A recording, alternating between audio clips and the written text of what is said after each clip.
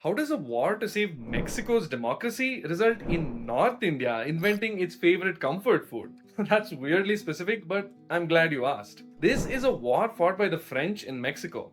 In 1861, this Mexican politician, Benito Juarez, wanted to establish a democratically elected government in Mexico.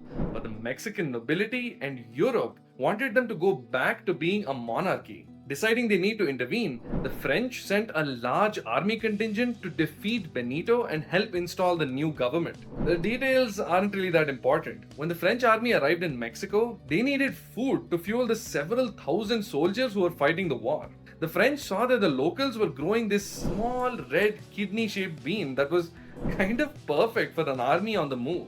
It was dry and easy to store and carry for weeks at a time, didn't require any complex cooking techniques, and could be added to any stew or dish they made. Turns out, South and Central Americans had been eating these beans for thousands of years. But for the French, this was such an amazing new discovery that they decided to bring it back to Europe, where they used these beans to make delicious dishes like the cassoulet, a delicate stew made with pork and beans. That's when the French had another idea. Why not take these beans to that new colony we've set up in India?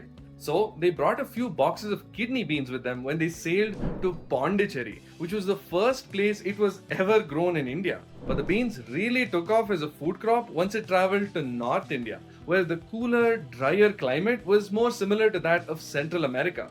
Eventually, kidney beans or rajma became a staple of North Indian cuisine from Punjab to Kashmir to Himachal to Uttarakhand. But rajma is just one of hundreds of fruits, vegetables, nuts, and spices that were brought to India by the Europeans, without which modern Indian cuisine just wouldn't exist. Watch my full video to learn how most of today's Indian food was invented in the last 200 years.